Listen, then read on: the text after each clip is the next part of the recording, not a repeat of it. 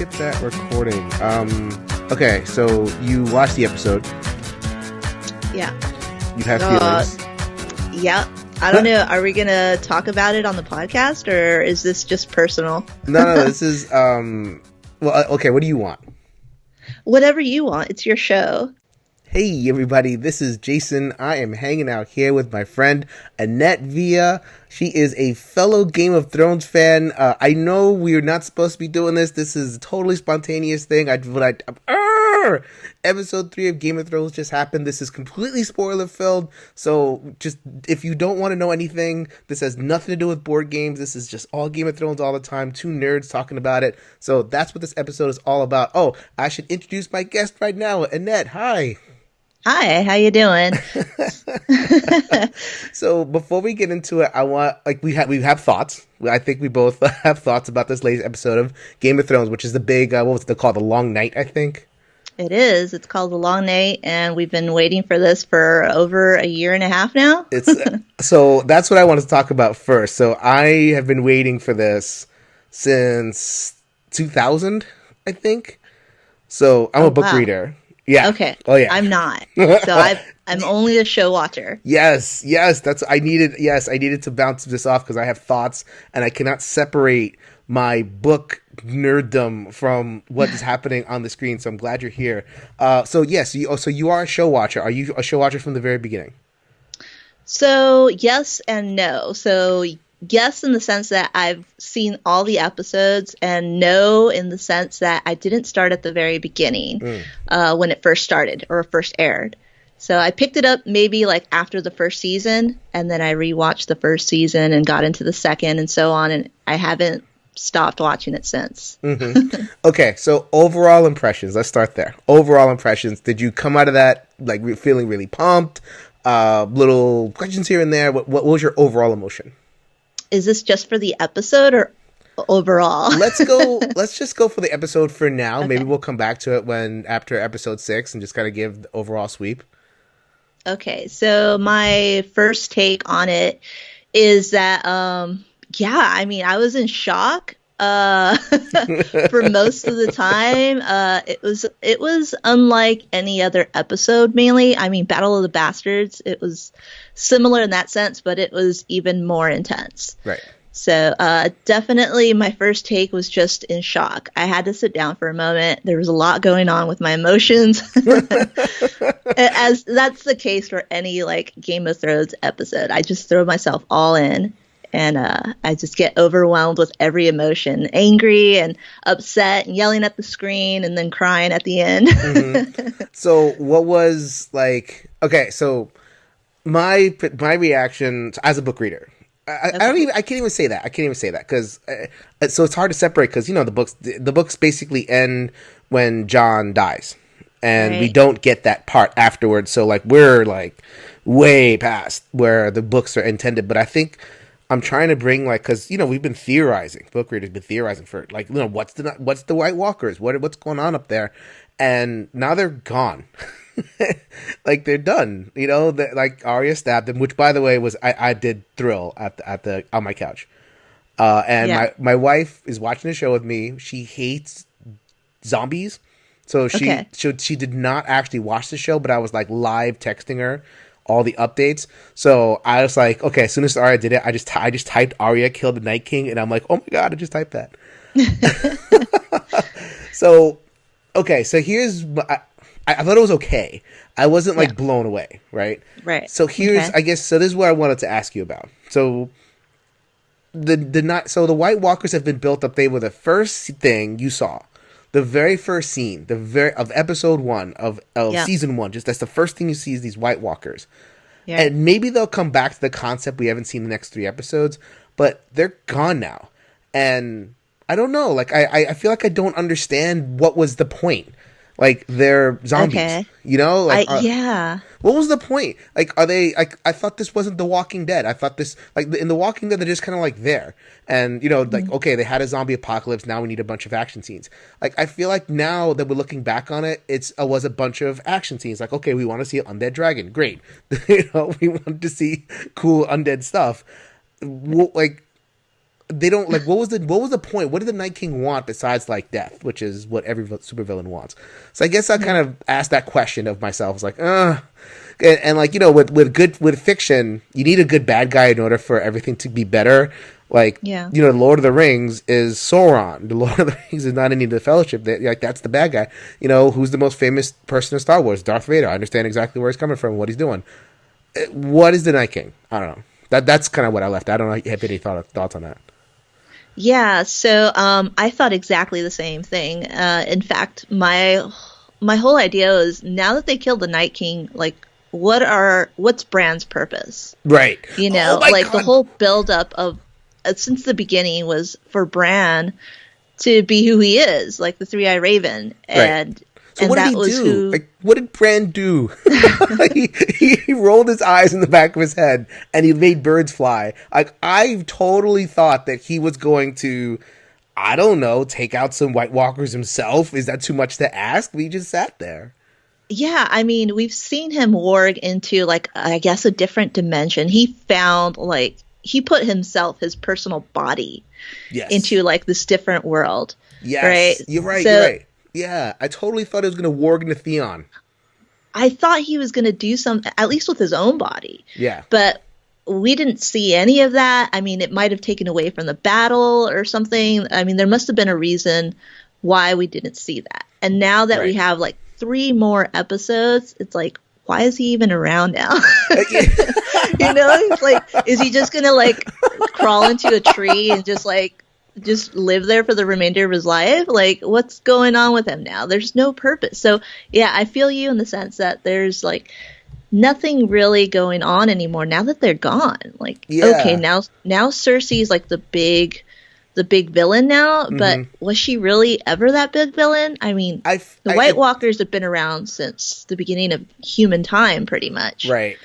Like, you know? I figure, like, it's almost like, so, what was it, Hardhome a couple of seasons ago, where, like, everybody's doing the Game of Thrones thing, and we're doing, you know, we're battling, and we're talking, and we're doing these crazy scenes, and, like, but it's all, like, meaningless. Like, Hardhome let us know, it's like, okay, you guys are stupid. Stop fighting over the throne, take care of the real threat, and I'm cool with that, so that's fine.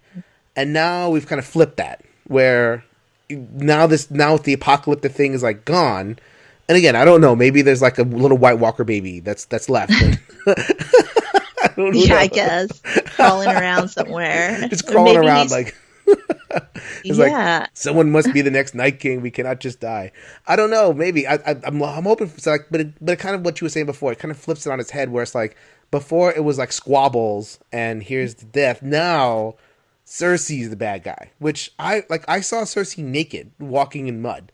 Like, I saw, like, you know, I saw her, you know, getting basically slapped around by a drunken king. I'm supposed to buy her as, like, the end boss? I don't know. I mean, she has done a lot of bad. She's been through everything since the beginning with everyone else, too. And she has transformed.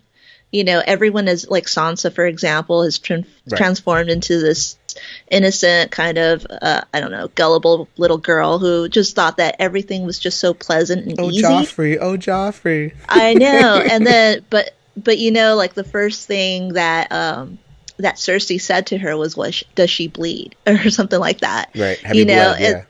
Yeah. And so I just feel like she's transitioned enough to be like kind of a badass now, political wise, and knowing everyone kind of bending the knee towards her. I mean, even though they're supposed to bend it to Dany. But I feel like because they've all transformed, become these badasses, like Cersei has too. Yeah. I guess that's true. Yeah. So, I mean, she grew up with them. They have to confront each other eventually. But I mean, I do feel like the Night King was the bigger threat, and it was kind of disheartening. There was a moment during the whole battle scene when they actually got on the wall and they crossed over into the castle of Winterfell. Right. And at that moment, and the giant came in, and I was like, no, this is game over. Like, they're all done for.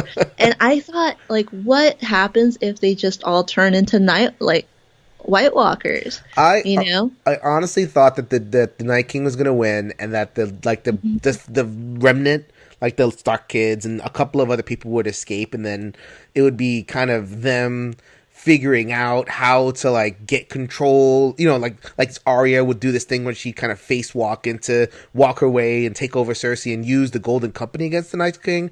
I thought that was like the end. I didn't think that they were just gonna wipe the Night King right off the board or something like that, because like Jaime and Brienne lived. Why? Yeah. There's no. Yeah. I can't believe it. They were in the middle of it, and Jaime's like swinging that left-handed sword or something, not looking very effective, and somehow fighting off the descendants of the dead. How are they alive? How is Grey Worm alive? That's crazy to me. Yeah, that's what I thought too, because I was prepared. I prepared myself all week emotionally. Yes. I was ready, and I was like, everyone's going to die. A lot of these people are going to die because we were all ready for Brienne. We were ready for Brienne to die. She got her knighthood. Yeah. She basically finished her story arc. I don't think she's going to get to nail Jaime, which I think she wants to. So like basically, if you finished your plot arc, you're kind of toast. Like like Theon finished his plot arc and Jorah finished his plot arc. So Brienne is like, I thought she was totally toast, and she's not. I like you were saying before with Bran, like, what's the point of her being alive now? Maybe she's gonna do something else. I don't know. Right. I mean, she's always gonna be by Sansa's side, but still, like, what is Sansa gonna do? What's her purpose now? Just to keep Winterfell as her own? Oh, I think Sansa. I think it's a 3-headed battle now: Dany, Sansa, and Cersei. Like, that's what we're gonna get, because I think Sansa is ready. Like, even when they're facing death, Sansa's like, "No, I'm not gonna nail the Dragon Queen." I'm like, you guys are gonna die. What is the point? But it turns out that she's around, and she's not gonna yield Winterfell. So I think that's what's gonna carry the rest of the show. Yeah. Yeah, I'm still upset about Jorah dying, but I think that's the way it was supposed to be, like him fighting for his Dany, like his love. Right. And he always loved her since the very beginning. Didn't he bring her the eggs? Yes, that was him. So and the dragon was there too with him. Consoling both of them. The eggs were a gift from Illyrio, and he brought her like this book of nursery rhymes or something. Oh, yes, he brought her the books. Yes. Okay, you're right. But he was there at the very first episode, the very first scene. Yeah. All that stuff. So you enjoyed it. So, okay. I felt empty at that. I felt empty at the Night King part. Everything else, it was dark, but whatever. I mean, I don't know. These Game of Thrones battles, like, I've seen a bunch of them at this point, and I guess they're trying to mix things up. There were certain parts that were really awesome. The Lyanna moment stuff was awesome. And reflecting on what you were saying before about growth, I think the women in the show have shown a lot of growth. I think the main character that has shown the least growth is probably Jon. Yeah. Like, character-wise, like, he's more awesome with a sword, but I don't think he's, like, a more compelling character. No, he didn't have too much of a shining moment during this last battle. Yeah. And, like, he was kind of, like, passing by. He was kind of at the same level as Jorah, or even, like, Brienne and Jaime, kind of, like, just there. Right. Yeah, like, he was flying a dragon, but... It was almost like a feint. It was almost like a fake-out. Like, okay, we expect Jon to do it. And what I really thought, and this is my book reader knowledge going, like, he goes to the courtyard towards the end, he's chasing the Night King, and he meets Viserion, who's, like, breathing fire. I honestly thought that Bran was going to warg into Viserion and take him over. Yeah, I thought he was going to warg into what do you call it? One of the dragons. Yeah. I thought he was going to warg into the wolf, the dire wolf. Like, something. He could have warged into any other animal besides a raven. Something. Come on. Like, that's one thing book readers have been looking forward to. I think that Bran is going to warg into a dragon. And so, because George Martin is pretty coy about that. We didn't get that. Maybe there's still, on that one, there's still time. Maybe. There's got to be something. I mean, that's all they have. Like, so looking forward, all they have is the two dragons. Like, they have basically like 1,000 guys left, a bunch of named actors, but they're not gonna face off against the Golden Company. So all they have is dragons, and I think they're both hurt. So I don't know if Bran has an opportunity in there to kind of sneak in and give another push. I don't know. I'm grasping at straws for Bran over here. Yeah, I mean, I think his game is pretty much over. It's not like he can travel and sneak into like any Boo. castle besides warging. I mean, but Boo. he didn't really even use it in this battle, so he didn't really show like what he can do. Yeah, I think he's just there to deliver John the news that he's a Targaryen. That's all he's there for, which is a shame. Yeah, yeah. I was a little upset with the fact that John wasn't used too much. But then again, this season he hasn't really been too impressive, kind of like a dummy in a way. He is so You know? dumb. He's just like, you know nothing, Jon Snow. Like he just Yeah. lives that to the max. And to like seasons out, and he's not that much better in the books. Like he tries harder, and it's not that much better. So, but Yeah. like it's just gotten worse and worse. And I don't know. I'm kind of done with John as a character, but I'm not. I think Sansa's developed okay. I'm waiting for Tyrion. Tyrion's been really stupid the last couple episodes. I'm waiting for him to kind of have that burst out, I'm Tyrion again moment. Because it's been a little grim. Yeah, I mean, Sansa called him out on it, and I've kind of like, why is he acting so? I don't know. Like he's not drinking. He was sober at that point. He started drinking again, of course, because of the battle, and So he he thought he'd does. end his life. But I mean, they lost. I really thought we were going to see Sansa stab a white with that dagger and Tyrion stab.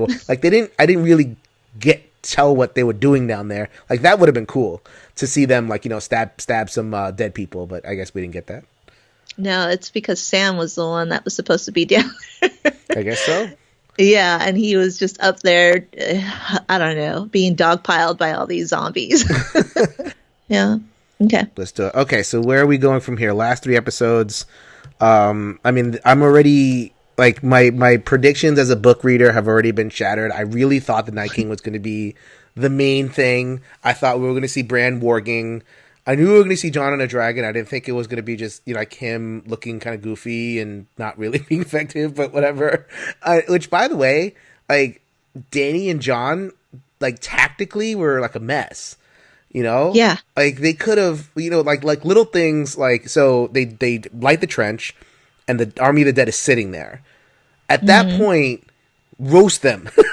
They're sitting right next to them, just like roast some people. Like I get it. She was doing that kind of out when the Dothraki were being hurt, but like there they are, and they're gonna get through. Where are you guys? I don't know. There was a lot of little things in there that was a little. Are these my leaders? Like, are Dany and Jon really the people that are going to be like lead me to glory or whatever happens? I don't know. Yeah, I see what you mean. I think the main plan of action was for them just to hold back and wait for the Night King and just depend on the army that's on the ground to defeat, or at least push them back a little bit. Right. But once the Dothraki went out and you just saw them being decimated, there was Dany just couldn't sit down. Dany couldn't follow the plan. She had to go out there. She had to go save her people that stood up for her for so long. And I think it's just like she's not used to those kind of battles where she had her emotions kind of take over, whereas Jon doesn't have any connection to these people. Right. Would you say that Dany, of the strong female characters, has Dany experienced the least amount of transformation? Yeah, I see what you mean. I think like towards the first couple seasons, you kind of get, you had the, she was with the call, and then she got she had her Dracarys moment. She became a conqueror queen. Once she hit Meereen, I don't think she learned a lot in Meereen. I think she learned that she doesn't like ruling. Because she just beast out. She's like, oh, pirate boyfriend, go ahead and rule these people. And then she just like peaced out. And since she's been here, it's just been my claim. It's like, all right, we get it. She's stubborn, and she always has had it her way. One way or another, it's always been her way. She's never been humble, and she's never gone through any transformation like Sansa has, where she was kind of just like broken down. Yeah, I think it happened early. So many times. And with Arya being blinded and broken down, almost dead, she doesn't have that kind of connection with that other characters did, where they were kind of, Jon Snow, he was killed, he was dead, and they all had suffered some kind of death, existential crisis in their lives. Yeah, Bran was crippled. Theon lost his junk, and Yeah. all these people, like, they had some sort of like Jamie lost his hand. All these people had like some terrible thing happen to them, but like Dany's terrible thing happened like way early, like her Way brother, early. like Yeah. her brother was like the tormentor, and since then it's been, I guess you're right, like she just hasn't had that moment to transfer, but it makes me not want her to win, which I'm afraid she's going to. Like, who sits? I think you asked me this question when we first started talking about this. Who sits on the Iron Throne? I really think it's going to be Dany.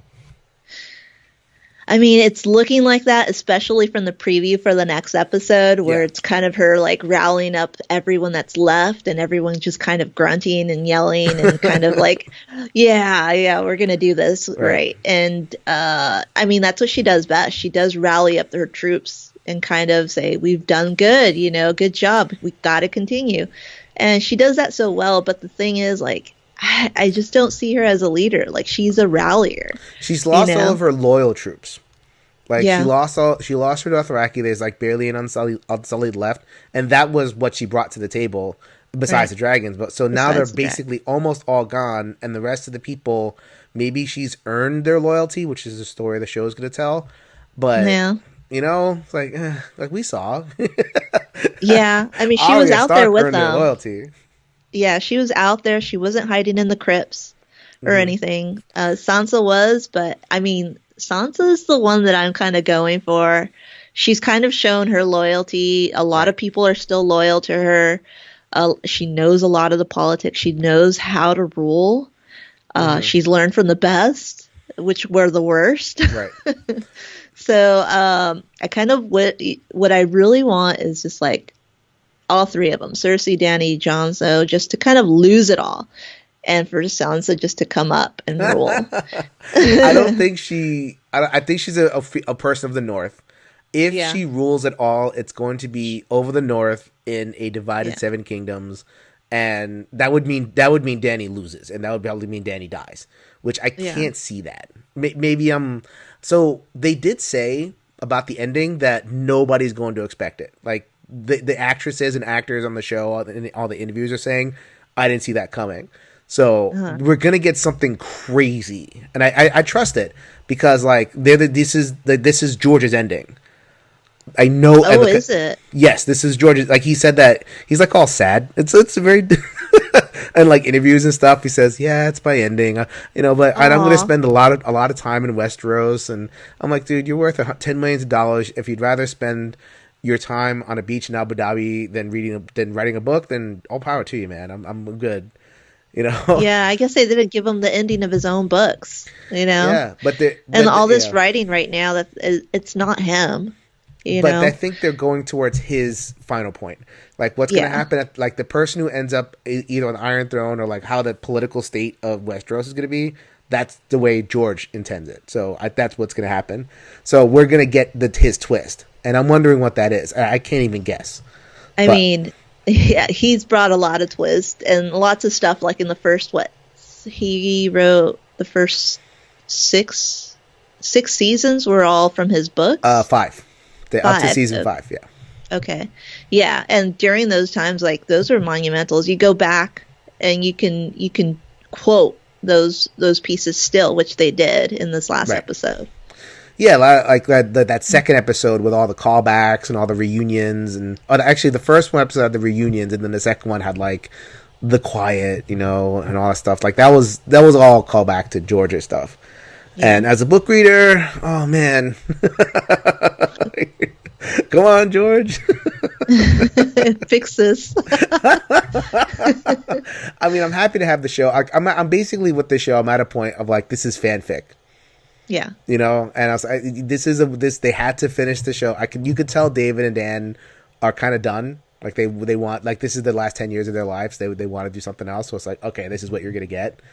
So, and obviously they don't want to put out crap, but they're not going to do the spade work of telling like, intricate stories. They're just going to like, okay, here's some punch and here's some resolutions, and do you like it? So yeah, I don't know. I mean, if only they had more time, but that's the whole series. Like the whole series has been like that. It's been developing for so long. It's time to say goodbye. So what are you looking forward to? I guess we'll end here. What are you looking forward? What do you want to see? Like we saw Arya be a massive badass. Yeah. So are you looking for more Arya? Are you looking for Arya to face Steel and take out Cersei? What are you looking for? Yeah, definitely. I'm looking for Clegane. Yes, and Clegane. for the Hound to just confront his brother and end it like he said it's supposed to be done. I'm looking forward to that. I'm looking for Arya just to come back and just show. I mean, she showed that she can do what she did, which is kill the Night King. She can kill anyone at this point. Pretty much, yeah. They've established that if you can kill the Night King, you could take out. Like, she might do some taking out of Bronn before he shoots his crossbow at somebody, because Bronn's out there, and I don't know if he's going to get to Jaime, but it's going to be real close. It might be that Bronn takes Jaime out right when Jaime confronts Cersei about something. Like, Jaime's about to get Cersei, and Bronn just, like, comes up behind him and shoots him with the head of a crossbow.